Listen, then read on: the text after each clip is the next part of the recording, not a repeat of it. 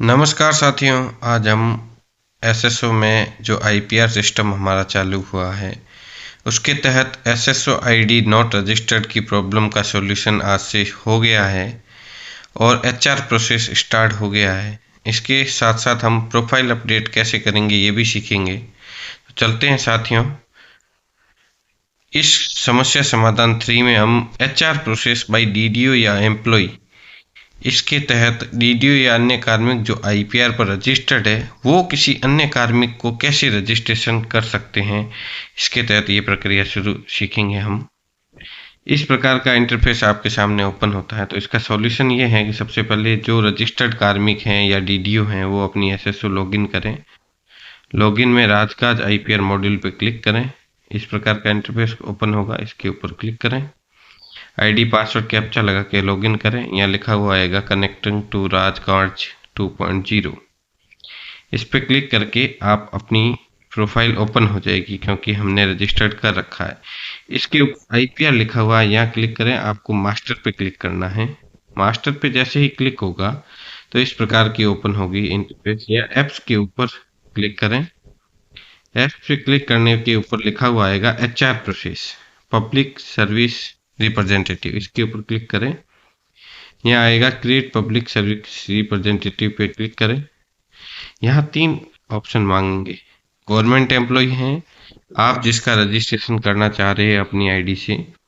ये एक registration DDO या कार्मिक किसी के द्वारा भी किया जा सकता है। आप किसका रजिस्ट्रेशन करना चाह रहे हैं उस पर क्लिक करें। फिर आप गवर्नमेंट एम्प्लॉय पे क्लिक किया मैंने। फिर आपको ये मांगेगा उसकी एसएसओ आईडी, आप उसकी एसएसओ आईडी लगाएं। एसएसओ आईडी लगाते ही डाटा ऑटोमेटिकली फेच होगा, उसका नाम आएगा। नाम आप मिलान करें। उसका डाटा एसएसओ से लेना है या एसआईपीएफ से, उसके ऊपर क्लिक करें। नाम हिंदी में लिखें, जन्म तिथि वगैरह देखकर नेक्स्ट बटन पे क्लिक करें। क्लिक करने के बाद उसकी आएगी सर्विस डिटेल, पहली पर्सनल डिटेल, दूसरी सर्विस डिटेल। इसमें थर्ड ग्रेड का ये कार्मिक है तो रिक्वायरमेंट है, सर्विस डेजिग्नेशन है, पंचायती राज कर दिया मैंने। थर्ड ग्रेड का कार्मिक है, परमानेंट, डेट ऑफ ज्वाइनिंग भर दें, करंट पोस्टिंग पैलेस भर दें। ध्यान रखें करंट पोस्टिंग पैलेस पे जब आप क्लिक करोगे तो इस प्रकार का इंटरफेस खुलेगा। अगर आपका ये पंचायत समिति बाड़मेर जैसे ये बता रहा है, अगर इस लिस्ट में है तो ठीक है, नहीं तो नॉट इन लिस्ट करके नीचे आप पोस्टिंग ऑफिस का नाम लिख के सिलेक्ट कर दें तो भी सेव हो जाएगा। फिर उसकी बेसिक भर दें, एम्प्लॉय आईडी भर दें। इस प्रकार नीचे क्रिएट बटन लिखा हुआ आएगा, क्रिएट बटन पर आप क्लिक करके एसएसओ रजिस्टर्ड कर सकते हैं। इस प्रकार जो डीडीओ या अन्य कार्मिक जो आईपीआर पर रजिस्ट्रेशन है, उक्त रजिस्ट्रेशन के पश्चात कार्मिक खुद अपना आईपीआर भर सकते हैं। फिर अगर उक्त रजिस्ट्रेशन करने के बाद वापस आप एचआर प्रोसेस में आईडी लगाओगे तो लिखा हुआ आएगा एसएसओ इज ऑलरेडी एग्जिस्ट। फिर अगली प्रक्रिया है, यदि उपरोक्त प्रक्रिया द्वारा एसएसओ रजिस्टर्ड नहीं होती है तो निम्न ईमेल द्वारा आप निम्न सूचनाएं मेल कर देवे। निम्न ईमेल आईडी हमारे दे रखी है। देखो ये support.e-official पे हमारे मेल आईडी पे मेल आया है। इसमें क्या क्या चीज़ें चाहिए, कई लोगों को कंफ्यूज था कि क्या क्या चीज़ें चाहिए, ध्यान कर ले।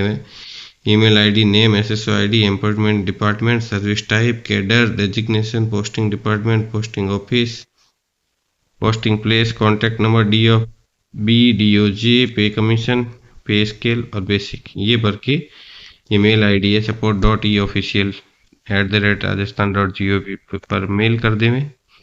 फिर है अगली समस्या हमारी, कार्मिक अपनी राजकाज 2.0 पर अपना आईपीआर प्रोफाइल कैसे अपडेट करें और आईपीआर को कैसे अपडेट करें। भरे हुए आईपीआर को अपडेट और प्रोफाइल अपडेट करना सीखते हैं।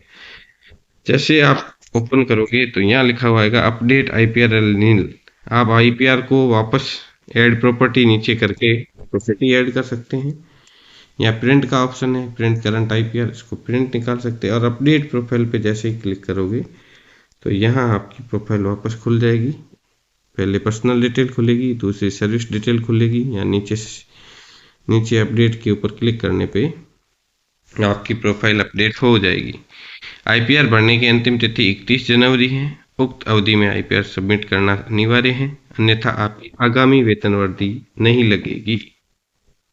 धन्यवाद साथियों, मेरी जानकारी पसंद आई हुई चैनल को लाइक और सब्सक्राइब जरूर करें। अन्य कोई समस्या है तो कमेंट बॉक्स में ज़रूर लिख दें, हुए उसका समाधान आपको कमेंट बॉक्स में दे दिया जाएगा। धन्यवाद। जय हिंद, जय भारत।